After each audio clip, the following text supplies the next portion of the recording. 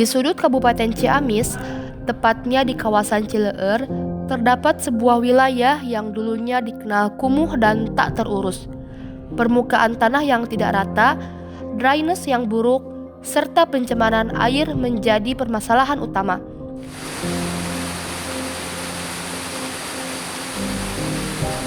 Dari sudut pandang geografi, kawasan ini termasuk dalam wilayah dataran rendah dengan kondisi morfologi cekungan yang menjadikannya rawan genangan air dan kerusakan lingkungan apabila tidak dikelola dengan baik.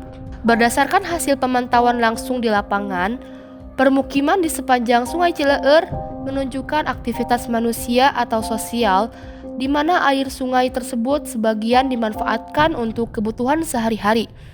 Namun, di samping itu terdapat berbagai macam permasalahan sehingga secara umum mengakibatkan Sungai Cileur tidak sesuai dengan kondisi sungai yang baik.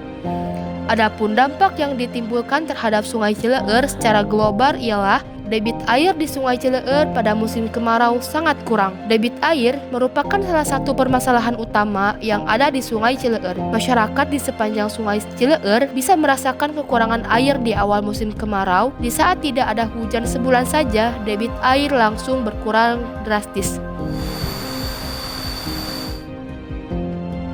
Warna air Sungai Cileur menjadi keruh. Warna air Sungai Cileur merupakan salah satu indikasi tidak baiknya kondisi sungai. Warna air yang dulunya jernih, sekarang berubah menjadi kecoklatan.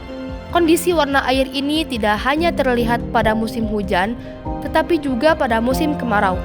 Tentu saja, keadaan ini sangat tidak baik karena warna air tersebut mengindikasikan kadar tanah dalam air yang masuk ke Sungai Cileur. Warna air kecoklatan merupakan ciri yang muncul dari tingginya sedimentasi di sekitar Sungai Cileur. Hal ini dapat disebabkan oleh beberapa hal yang berkaitan dengan keadaan dan kondisi saluran-saluran kecil yang masuk ke Sungai Cileur dan juga kebiasaan masyarakat di sekitar Sungai Cileur.